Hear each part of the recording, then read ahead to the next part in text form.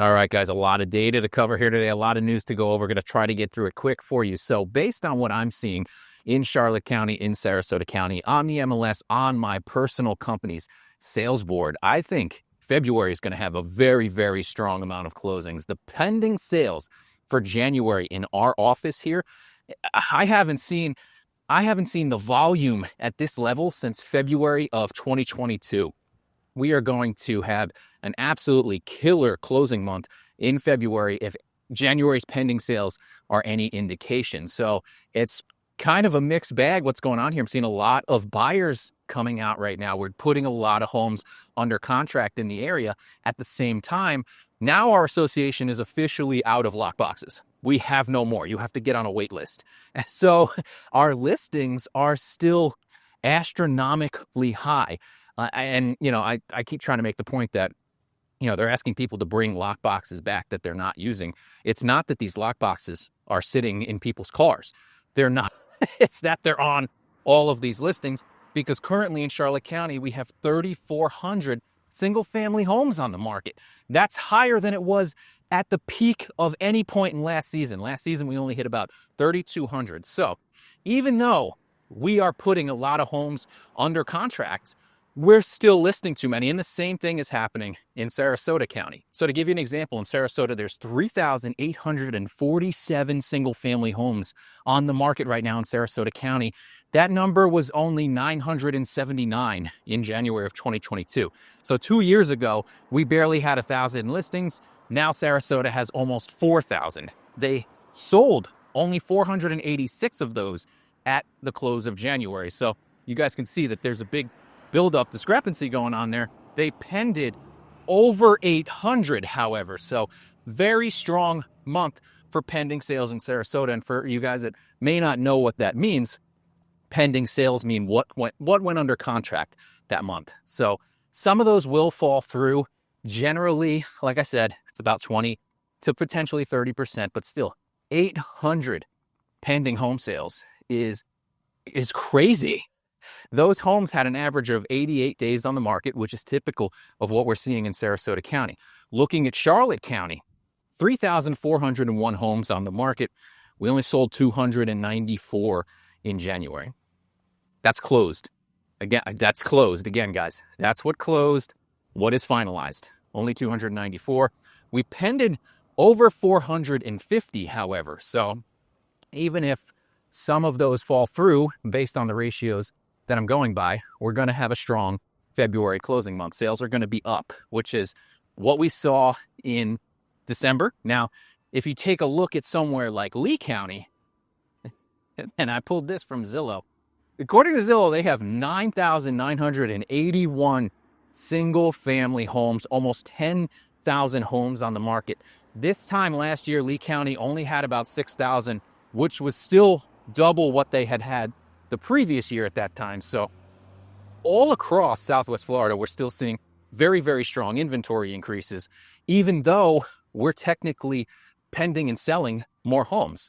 The buyer demand is here. It's just that the listing supply is outrageous. I believe, if I check correctly, 720 sales of single-family homes in Lee County for January. Now, even across the state of Florida, in December, we saw sales increase 13% on single-family homes. The average sales price was up. The median sales price was up. And the month's supply of listings was actually down. The total number of listings at the end of December went back under 100,000 for single-family homes. We'll see what January brings. I anticipate that's going to go up. So strong sales down here in Southwest Florida, while the media is reporting that nationwide, sales have come to almost a grinding halt, the slowest in 30 years, they say, if some of the reports are to be believed, but still picking up down here. So the question I get asked is, well, what's everyone buying, Ben? Not surprising to me, it seems to be mostly new construction. So at the same time that sales of existing homes have hit 30-year lows, it's being reported that new sales have actually hit 3-year highs. So that's that move to new construction that I've been telling everybody is coming and happening, and they're just out competing everyone. There's no way around it. What are people looking for down here? Generally, it's they're building these communities like Esplanade down in Punta Gorda. They're all over Lakewood Ranch, Welland Park. They want resort-style amenity communities with new construction, and that's what people are tending to go for. It's beating out a lot of competition in the area. HOAs are a double-edged sword. Some people love them, some people hate them, but that seems to be what's in high demand down here and seems to be holding up a lot better, obviously, than resale is in the resale market. So it surprises a lot of people that they continue to build these boutique communities here, but they are in demand. I don't know how well they're going to work out on the Burnt Store corridor. They don't have a lot of commercially viable stuff there yet, like they do in Welland Park. I mean, Welland Park started with a downtown already in place. The stuff on Burnt Stores, you still got to drive a considerable distance to get anywhere. So we'll see, but that's where the demand is right now. And as long as people continue to list resale at comparable prices to new construction, like we're seeing happen here, and the inventory continues to balloon, it's going to do nothing but help those builders out, whether we think they overbuilt or not. Now, you can still get deals with the builders. I personally think they overbuilt. So they do run incentives and they do run promos and they are doing a lot of price cuts, which is further hurting the resale market. But it's not as drastic as it was a few months ago. We'll see how that shapes out as the season goes on. It seems to be everybody here is emboldened now because it's beginning of season. So they're going to shoot for the moon.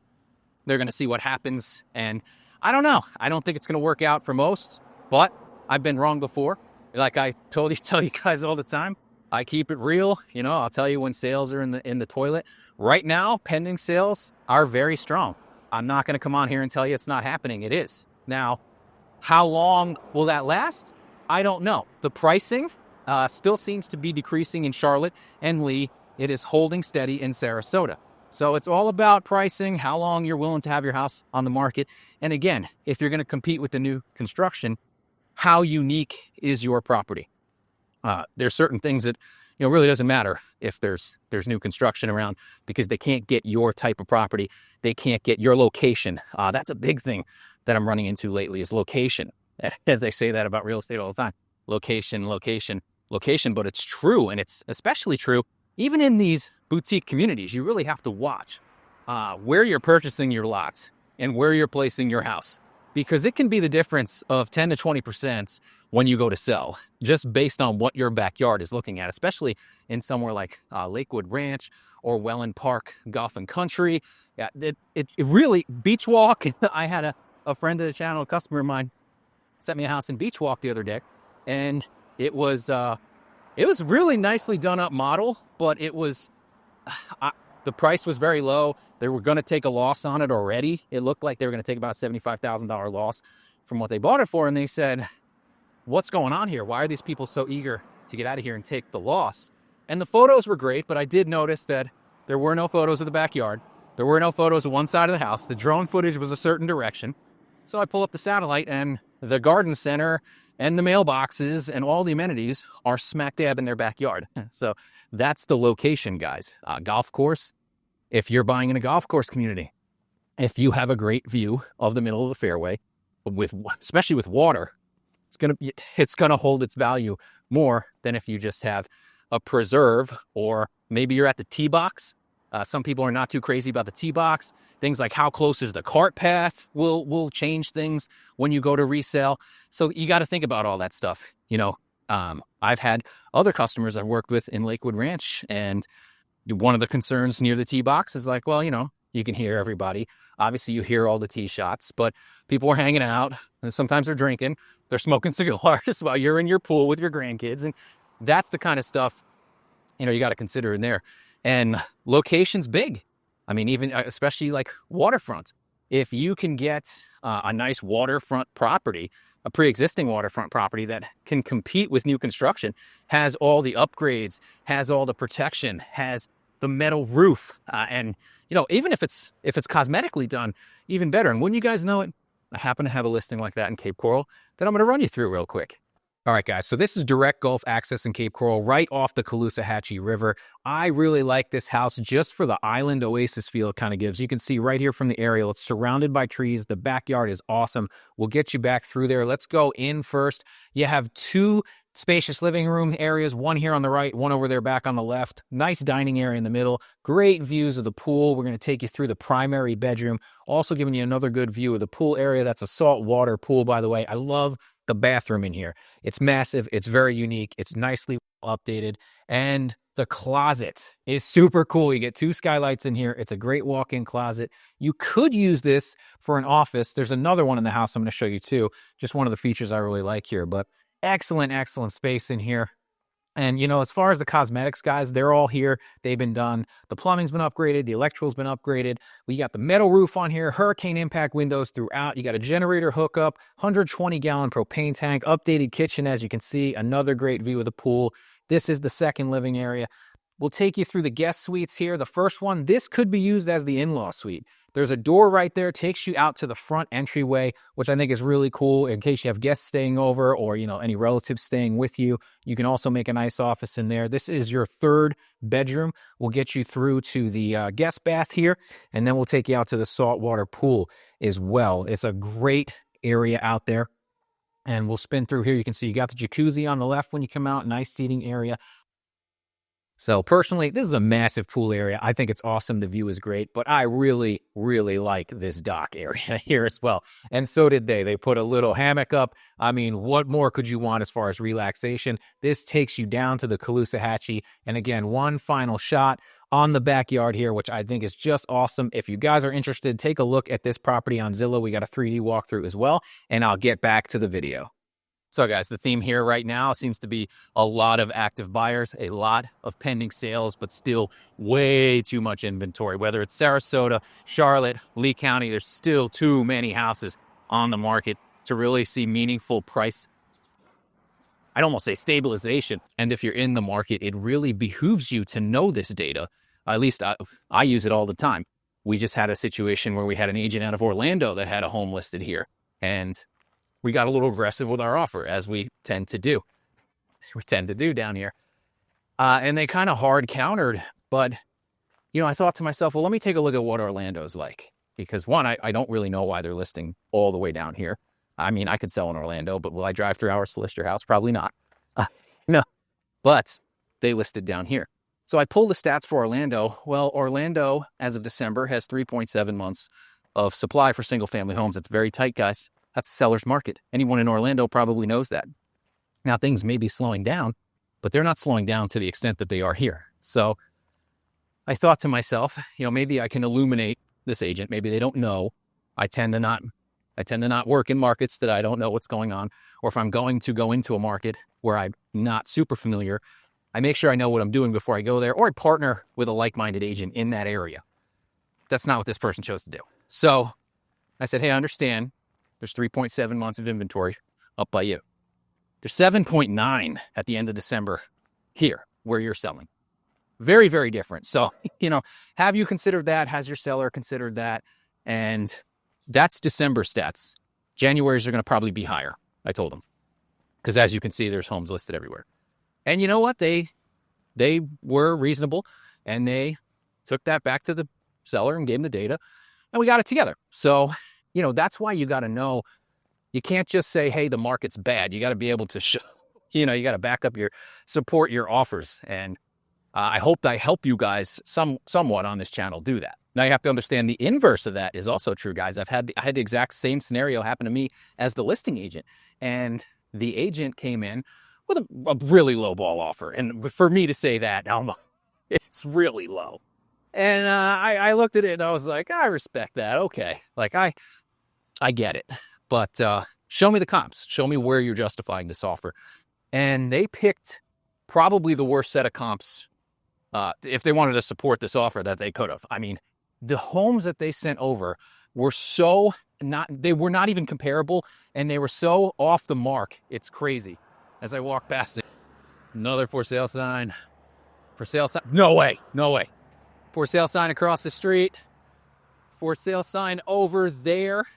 Can we get all 4 corners? No, but all 3 corners here, this intersection, have homes for sale. Jeez. Oh, that's crazy. Obviously in downtown Punta Gorda, guys. So yeah, you've got to really know what you're doing, because now you almost gave me ammo that supported my seller's asking price more than it supported your offer price, and you killed the deal for your buyer.